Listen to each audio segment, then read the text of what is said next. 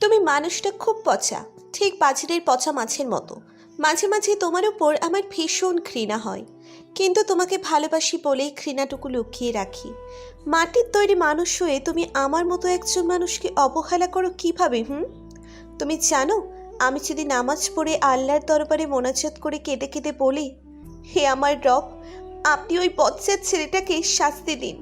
আমি ছেলেটাকে বৈধভাবে ভালোবাসার অনুমতি চেয়েছিলাম, কিন্তু ছেলেটা আমাকে পাত্তাই দেয়নি, কারণ আমি দেখতে একটু কালো বলে। হে আমার রব, আমি কালো বলেই কি আমার মনের মতো মানুষকে জীবন সঙ্গী হিসেবে বেছে নিতে পারবো না? যদি এভাবে কেঁদে কেঁদে আল্লাহকে বলি, তাহলে তোমার কি শাস্তি হবে একবার চিন্তা করেছো?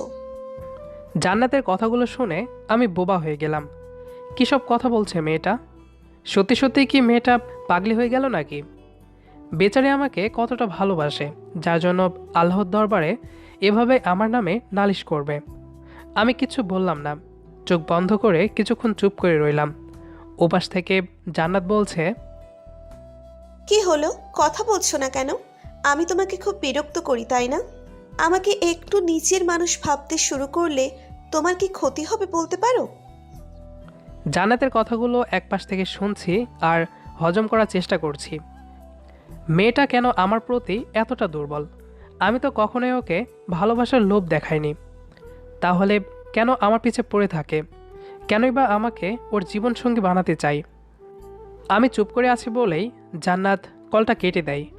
আমি ফোনটা বালিশের ওপর রেখে দেই। জান্নাতের বলা কথাগুলো আমার মাথায় ঘুরপাক খাচ্ছে।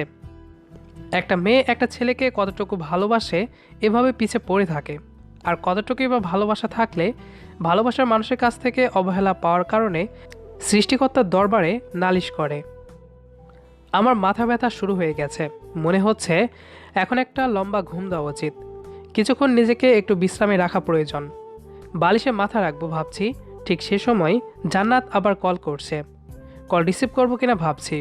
একবার মন বলছে কলটা রিসিভ করি, আবার মনটা বলছে রিসিভ করার দরকার নাই, অযথা বকবক শোনার কোনো প্রয়োজন নাই। আমি দোটানার মধ্যে পড়ে গেলাম। কি করব ভেবে পাচ্ছিলাম না। এদিকে আমার ফোন বেজেই চলছে। চতুর্থবার ফোনটা বেজে ওঠার সময় আমি কলটা রিসিভ করি। ফোনটা কানে কাছে নিতেই ওপাশ থেকে জান্নাত বলল, সরি, আমাকে ক্ষমা করে দিও প্রিয়তম। আমি অযথাই তোমাকে বিরক্ত করি। আমাকে এতটা ভালোবাসো আগে তো বলবেই না কি? মুখ ফুটে বলতে লজ্জা লাগে বলেই তুমি গোপনে ভালোবেসে যাচ্ছ। তুমি তো মহান প্রেমিক হয়ে গেছে দেখছি।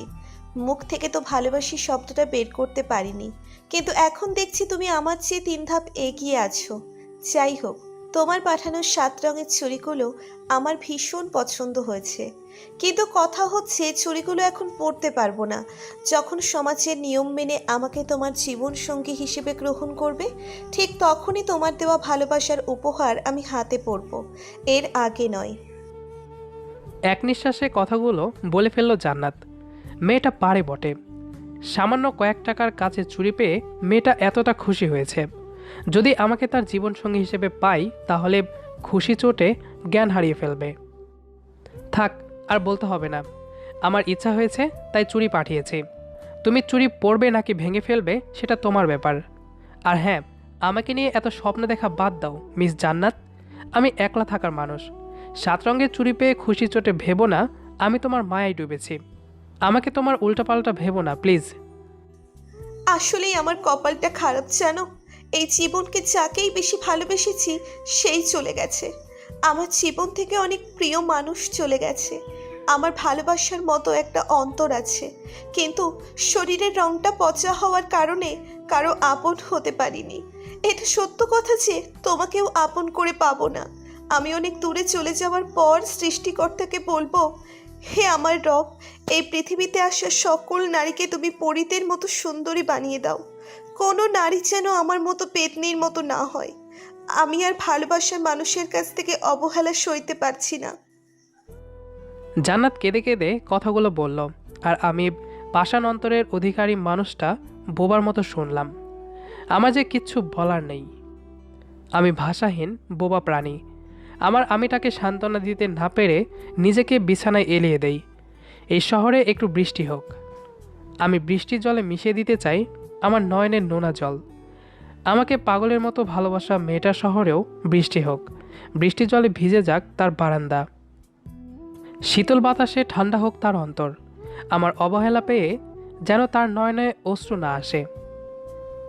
জান্নাতের গল্পটা হোক রোম্যান্টিক, আর জান্নাত হোক গল্পের পরই। গল্পটি কেমন লেগেছে সেটি অবশ্যই কমেন্ট করে জানাবেন। দেখা হবে আবার নতুন কোনো গল্প নিয়ে। সেই পর্যন্ত আমাদের সাথেই থাকুন। ধন্যবাদ সবাইকে।